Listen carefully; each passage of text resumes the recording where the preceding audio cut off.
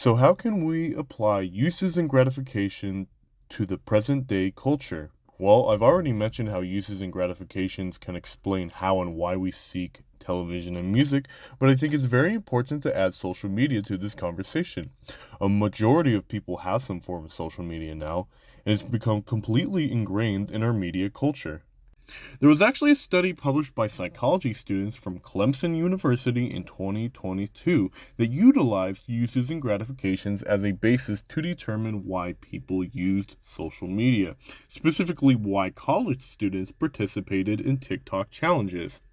The study contains the interviews of 32 college students aged 18 to 32. When asked why they used TikTok, more than 24% of them said they used it for entertainment related purposes. 17% of them said they used it out of convenience. More than 16% of them said they used it for socialization.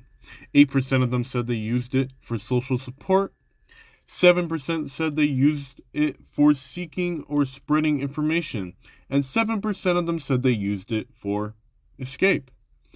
The students also said that they used TikTok for self-presentation, to preserve a certain memory, and for representation. When students were asked why they participated in a TikTok challenge or dance, they said they did it for virality, fame, self-presentation, preserving a moment, or representation. It should be noted that research for this study started during the COVID-19 pandemic. So, cultural boundaries and ramifications were at an all-time high. These students took to TikTok to fill their social interaction needs, as well as their need to present themselves, or figure out what is happening in their community, or the world around them in general. So, if we apply uses and gratifications to the way these students use TikToks, we can see that students use the platform in ways that are similar to the four categories: diversion, personal identity, personal relationships, and surveillance. We can also deduce that if a certain kind of social media content becomes popular, like a TikTok dance, it's because the audience is actively searching for it. They are purposely looking for this dance or trend, perhaps as a way to socialize, or as a way to express themselves, or to figure out what's popular in the community. This means that marketing analysts promote the content with TikTok dances to more people, because the audience wants it, instead of them pushing it onto the audience so that the dance gets popular that way. Let's use an even more recent example. With the war between Israel and Hamas continuing to unfold and escalate, I've seen countless posts on social media like TikTok and Instagram talking about the issue. People have shared infographics, videos, information about upcoming protests, and general calls to action. I can admit that I've taken to social media to get more information about the whole situation. I've searched for the social media of journalists currently in Gaza to get first-hand accounts of what is happening in that part of the world. Uses and gratifications would say that I was using social media for surveillance.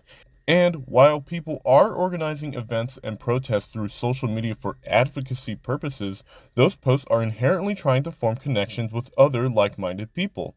So, you can argue that it falls under the category of personal relationships and even personal identity. I've also seen several posts from both Jewish and Palestinian people proclaiming their pride in their ethnicity or nationality, which can be categorized as personal identity as well. We must also deduce that if we see an uptick in content about the Israel and Gaza conflict on social media, it's not because social media moguls are trying to push this content onto us and get us to pick a side. It's because the general audience wants to see that content, whether it's to get more information, to rally behind a cause, or to find more like-minded people.